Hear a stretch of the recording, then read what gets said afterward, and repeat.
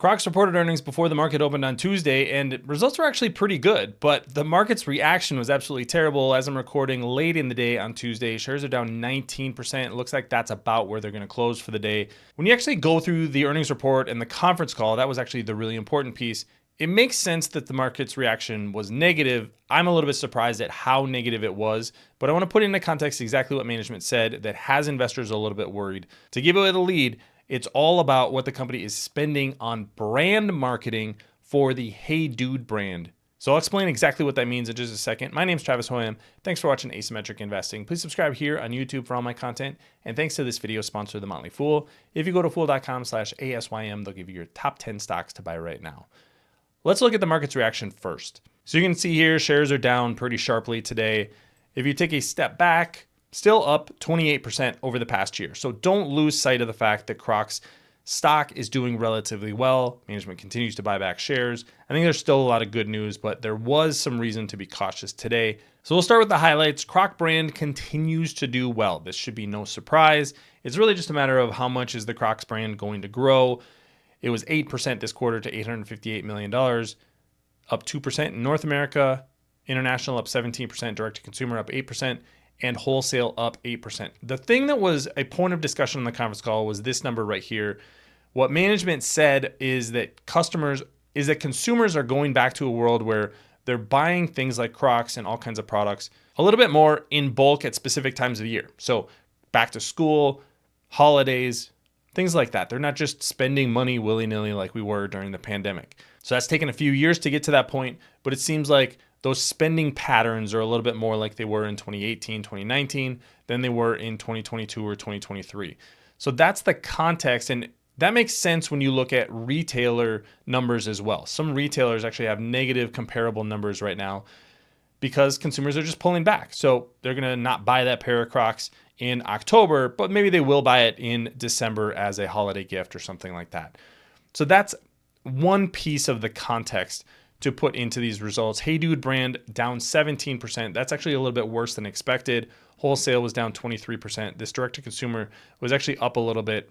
I'm going to dig into Heydude a little bit. That's where the branding changes are going to be really important to look at. But adjusted earnings per share actually up 11% to $3.60. So that was actually really solid. And operating margin 25%.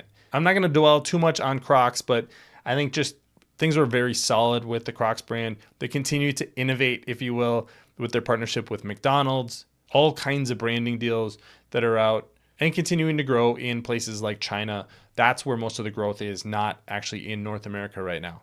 But the Heydude brand is what was the negative for the quarter. Now, it was about a year ago, the management said that they were going to change how they're going to deal with their wholesale relationships, basically leaning into their bigger wholesalers and not into the smaller wholesalers where they didn't have as much control over pricing and inventory, things like that. But the big change in this quarter was actually to lean into the Heydude brand, not so much into transactions. And what management calls this is brand marketing and performance-based marketing. What performance-based marketing is you put an ad on Amazon or on Google or on Facebook, and you want somebody to click on that ad and make a purchase.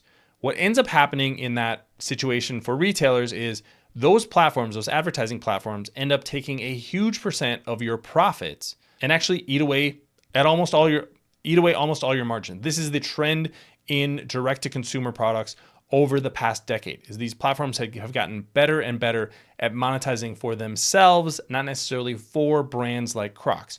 So what Crocs wants to do is build out a brand that you want to seek out when you go to a retailer, or you may go to their website directly. So that's what they're trying to do with the Heydude brand. They're increasing their marketing spend for the Heydude brand.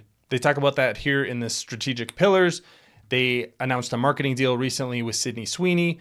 That's going to be a big number and isn't, at least from an expense side, but it's not really going to pay off for potentially a year or two because you got to build up that brand. You got to have it be something that people want to be seen wearing. So that's what they want to do. They want to drive female culture and create a Heydude brand community. Not going to happen overnight. So performance-based marketing, you could increase your sales tomorrow. Brand marketing, you're going to make that investment now, hoping that it pays off in 2025 and 2026. So that's really what investors are thinking about today is, what is this Heydude brand going to look like? What is that spending going to look like? What does operating margins look like in the fourth quarter and in 2025? They may be down a little bit as this investment is being made, But management is saying, hey, we've done this before. We want to make a brand investment and play the long-term game with Heydude as opposed to doing performance marketing, which is going to be a win short-term, but long-term isn't really going to help us out. We don't know yet what is right or wrong here from a strategic perspective, but that's the thinking. That's why the market reacted negatively, and that's what management is doing. So something to consider for investors. It did also pay down $100 million of debt. Total borrowings are now about 1 times EBITDA.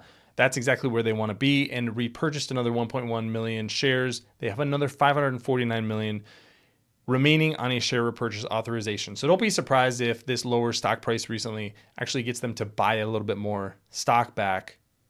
That will help earnings per share as well.